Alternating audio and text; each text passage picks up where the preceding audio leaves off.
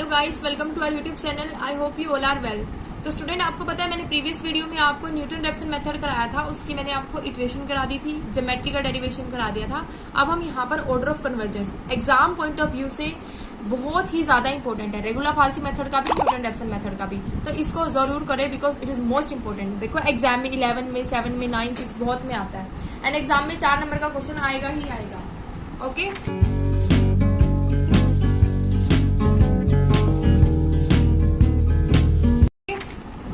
क्या कर रही हूँ, न्यूटन रेफसन मेथड का ऑर्डर ऑफ कन्वर्जेंस। हम वहां पर क्या लेके चल रहे थे, x not be the root for function x equal 0। तो यहाँ पर अल्फा एक रूट होगा, तो यहाँ पर क्या होगा, मेरा अल्फा एक रूट होगा fx नॉट 0 के लिए। अब उसमें मैं किसका चेंज लेके चल रही थी, h का। यहाँ पर मैं ith की टर्म में पढ़ूंगी तो यहाँ पर क्या आएगा, ith स्मॉल क्वांटिटी चेंज आएगा x ith के लिए। ठीक है, किसकी वैल्यू के लिए, अल्फा के लिए। ओके स्टूडेंट, तो देखो अब हमने पढ़ा था x ith हमारा किसके बराबर होता है, e आई प्लस अल्फा। x आई 1 प्लस किसके बराबर हो जाएगा, e ith plus 1 plus alpha. x ith minus 1 मेरा किसके बराबर हो जाएगा, e ith minus 1 minus alpha. यहाँ से हमने अब यहाँ पर इन्होंने क्या कर रखा है, e ith की वैल्यू क्या मान रखी है, x i माइनस अल्फा, और i प्लस 1 में एक इंक्रीज कर दिया ये। यहाँ से हम x की वैल्यू निकाल लेंगे, यहाँ से भी x की वैल्यू निकालेंगे। तो यहाँ पर हम क्या कर रहे हैं, न्यूटन रेफसन इटरेटिव फॉर्मूला में ith 1 की वैल्यू को पुट करेंगे। न्यूटन रेफसन फॉर्मूला क्या था, x ith plus 1 x i f x i f dash x i। अब मेरे पास x i 1 प्लस की वैल्यू ये रही, e ith plus 1 plus alpha put कर दी। x i की वैल्यू मेरी ये रही, e i plus 1 e i plus alpha minus, उसके बाद मेरी किसकी वैल्यू चाहिए, एफ एक्स आई की। फंक्शन एक्स आई का क्या है, ई आई प्लस अल्फा, और एक्स आई का क्या है, ई आई प्लस अल्फा। मैंने दोनों वैल्यू सब्स्टिट्यूट कर दी। यहाँ से क्या है, मेरा left hand side right hand side में अल्फा है, वो क्या हो जाएगा, कैंसिल। यहाँ से मेरी ई आई एफ की टर्म में मेरी वैल्यू निकल आई है। अब देखो यहाँ पर न्यूमिनेटर भी है, डिनोमिनेटर भी है। न्यूमिनेटर में सिंपल है इक्वेशन और नीचे हमारे डिनोमिनेटर में इसका डेरिवेटिव है। तो मैं क्या करती हूँ, इसको एक्सपेंड करूंगी टेलर थ्योरम से। मैंने आपको प्रीवियस वीडियो में भी बताया था कि टेलर थ्योरम क्या होती है, एक्स एच के लिए f x plus h f dash x plus h square by 2 factorial f double dash x up to so on. तो मैं क्या कर रही हूँ, सबसे पहले ई आई एथ प्लस अल्फा के लिए मैं अलग एक्सपेंड करूंगी और अल्फा प्लस ई आई के लिए एक्सपेंड करूंगी। तो मैं एक्सपेंड किसके लिए कर रही थी, सिंपल के लिए, इक्वेशन के लिए भी, और साथ में डेरिवेटिव के लिए। मेरा ई आई एथ 1 ऐसे कैसे रहेगा, यहाँ पर ई आई भी ऐसे का ऐसे, एफ अल्फा ऐसे रहेगा, ई आई एथ मेरा ये रहा, उसके बाद एफ डैश अल्फा, फिर ई आई एथ का square divide by 2 factorial f double dash alpha. मैंने वैल्यू को सब्स्टिट्यूट कर दिया। ऐसे ही सेम यहाँ पर क्या होगा, एफ डैश अल्फा ऑलरेडी है, तो ई आई एथ देखो ये कैसे एक्सपेंड हुआ, क्या होता है मेरा x प्लस एच किसके बराबर होगा, F x plus h f dash alpha plus h square by 2 factorial f double dash alpha. x लेके चल रहे हैं ना हम। अब यहाँ पर मेरी x की वैल्यू क्या है, ये फंक्शन x के लिए होता है, अब हम डैश के लिए लेके चल रहे हैं, तो इसका मतलब यहाँ पर भी एक डैश आ जाएगा। जहां पर एक डेरिवेटिव होता है वहां डबल हो जाएगा, जहां डबल है वहां ट्रिपल हो जाएगा। तो इसलिए यहाँ पर इन्होंने एफ डैश एक्स की जगह एफ डैश अल्फा ले रखा है, और यहाँ पर ई आई एथ की जगह एफ सिंगल आना चाहिए था, तो इन्होंने डबल डेरिवेटिव ले रखा है। क्यों, क्योंकि इक्वेशन में हमारे पास एक डेरिवेटिव ऑलरेडी है, तो इसलिए हम उसको डबल करते चलेंगे। ठीक है स्टूडेंट्स, मैं 2 टर्म तक ही लेके चल रही हूँ इसको। तो मैंने डबल डैश अल्फा निकाल लिया, यहाँ पर मैंने दोनों को टेलर थ्योरम अप्लाई कर दिया। उसके बाद देखो हम क्या करेंगे, यहाँ से मैंने ई आई एथ को कॉमन ले लिया, तो ई आई एथ 1 ई। अब यहाँ से क्या है, F dash alpha E I square F double dash alpha. नीचे डिनोमिनेटर में क्या हो गया, F dash alpha plus E I F double dash alpha, बिल्कुल सेम है, ले लिया। अब देखो वी नो दैट हम स्टार्टिंग में ही पढ़ चुके हैं कि जो है बहुत ही ज्यादा स्मॉल क्वांटिटी है, तो उसके लिए हम क्या करेंगे, उसको नेग्लेक्ट, जितनी भी हायर ऑर्डर है ई आई एथ को हम नेग्लेक्ट करेंगे। तो यहाँ पर भी ई आई एथ है, यहाँ पर भी ई आई एथ है, और ई आई एथ एफ डैश अल्फा के लिए भी है, इसको नेग्लेक्ट कर देंगे। तो मैं यहाँ पर लेके चल रही हूँ ई आई, इसको तो मल्टीप्लाई करेंगे क्योंकि एक सिंगल ई आई एथ की वैल्यू को नेग्लेक्ट करना है। तो ई आई एथ का square F double dash alpha divide by 2, ये डिनोमिनेटर में आ गया, और ये वाली चीज मेरी एज इट इज यहाँ पर आ गई। अब यहाँ से मैंने क्या किया, ई आई एथ का स्क्वायर बाय 2, ये मैंने कॉमन ले लिया, ये वाला पार्ट, अब क्या बचा ऊपर एफ डबल डैश अल्फा, नीचे क्या बचा F dash alpha plus E I H F double dash. अब यहाँ से क्या, इसमें 2 डेरिवेटिव है, इसमें 1 डेरिवेटिव है, इसमें से मैं एक कॉमन ले लूँ, मैंने एफ डैश अल्फा कॉमन ले लिया।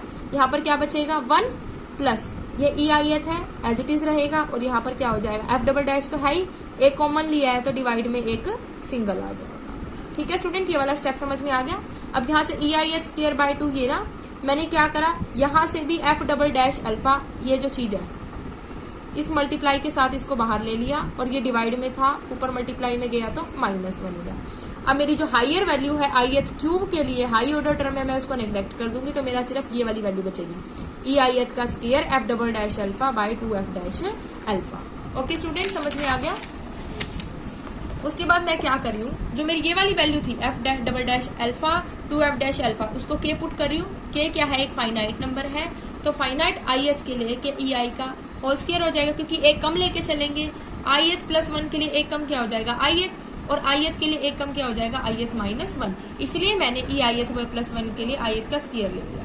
तो यहाँ पर ई आई प्लस 1 ई आई का स्क्वायर किसके बराबर हो गया के, वेयर ई आई एथ क्या हो जाएगा 2 हो जाएगा। It is the order of convergence of iterative formula is 2। तो न्यूटन रैप्सन मेथड का हमारे पास फॉर्मूला क्या आ गया 2।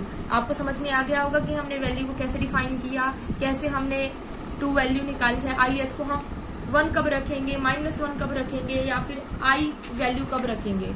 ओके स्टूडेंट, अगर किसी स्टूडेंट को डाउट हो तो मुझे बता देना। Since order of convergence of Newton-Raphson method is 2, hence if first iteration we have an answer correct to 1 decimal place, then it should be correct of 2 decimal at second iteration, 4 decimal place at third iteration। ये क्या कह रहे हैं student, अगर मेरा correct value 2 है, अगर हम फर्स्ट इटरेशन पे निकाल रहे हैं, अगर उसका आंसर करेक्ट है फर्स्ट डेसिमल पे भी, तो सेकंड का किसके लिए हो जाएगा सेकंड इटरेशन के लिए। 4 डेसीप्लेस का थर्ड के लिए हो जाएगा, क्योंकि हम एक कम करते चल रहे हैं, इसलिए 4 का किसके लिए हो जाएगा 3 के लिए।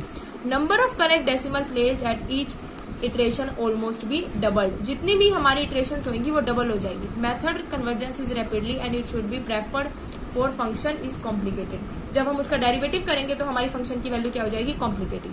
While applying the Newton-Raphson method, initial approx x naught should be taken very close to alpha। ये तो हमने पढ़ा ही था, अल्फा हम रूट मान के चल रहे हैं किस फंक्शन के लिए, x फंक्शन x के लिए, जो किसके बराबर होगा 0 के लिए।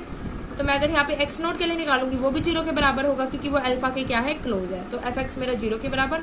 This method is endless cycle, तो इसी में क्या हो जाएगा, अगर हम इसको बार बार ही रिपीट करेंगे तो ये बहुत बड़ी साइकिल बन जाएगी और उसको सॉल्व करना बहुत ही ज्यादा टिपिकल हो जाएगा।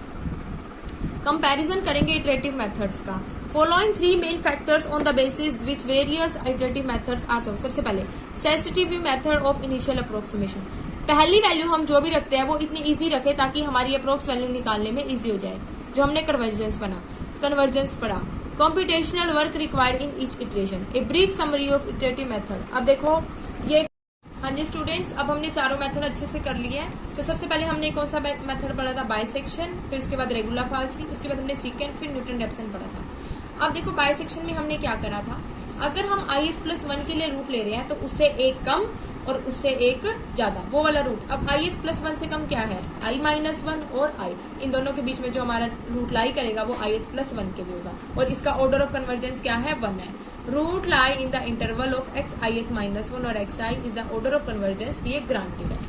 रेगुलर फाल्सी में क्या किया था हमने, क्या करा, x i एथ प्लस 1 के लिए निकाली थी i एथ -1, उसकी सिंगल वैल्यू आई एथ -1, फिर उनकी वैल्यू को किस पे डिफाइन किया था फंक्शन पे, और जो हमारी आई एथ -1 की वैल्यू को हम किससे मल्टीप्लाई करते हैं फंक्शन की वैल्यू। इसका ऑर्डर ऑफ कन्वर्जेंस किसके बराबर है 1.618। ये वैल्यू भी आई एथ -1 और एक्स आई वैल्यू के लिए ग्रांटेड है। उसके बाद मैंने सेकंड कराया था, सेकंड में क्या था, वही सेम आई एथ प्लस 1 लेंगे, आई एथ -1 के लिए डिफाइन करेंगे फंक्शन की वैल्यू आई एथ -1 दोनों पे निकाल लेंगे और मल्टीप्लाई किसके साथ करेंगे आई एथ -1 के साथ। ठीक है, इसका भी ऑर्डर ऑफ कन्वर्जेंस सेम है as of regular falsi method, but it is not necessary, ये जरूरी नहीं है कि जो वैल्यू है वो आई एथ -1 और आई एथ रूट में ही लाई करेगी, बट इसके लिए रेगुलर फाल्सी के लिए ग्रांटेड है कि वो वैल्यू इतने बीच में ही लाई करेगी। न्यूटन रैप्सन में हमने क्या पढ़ा, आई एथ के लिए 1 के लिए निकाल रहे हैं तो उससे एक कम वैल्यू लेंगे, उसको फंक्शन पे डिफाइन करेंगे, साथ के साथ उसके डेरिवेटिव पे डिफाइन करेंगे, और उसका ऑर्डर ऑफ कन्वर्जेंस 2 था, which is the convergence is very fast and it is very sensitive for the initial values. जितनी इजीली पहले आप वैल्यू को निकालेंगे उतना ही इजीली आप कन्वर्जेंस को इजीली सॉल्व कर पाएंगे। तो कंक्लूजन क्या कह रहे हैं, सबसे इजी क्या है, बाइसेक्शन मेथड है क्योंकि उसकी जो कन्वर्जेंस वैल्यू है वो 1 है, but it is least affected by the initial. On the other hand Newton-Raphson is very fast, order of convergence सबसे ज्यादा है उसका, but this method is very sensitive for initial approximation. तो दो मेथड के बीच में कंपैरिजन बता रहे हैं, बाइसेक्शन और न्यूटन। बाइसेक्शन की वैल्यू इजीली निकल जाती है और न्यूटन-रैप्सन की फास्टली निकल जाती है।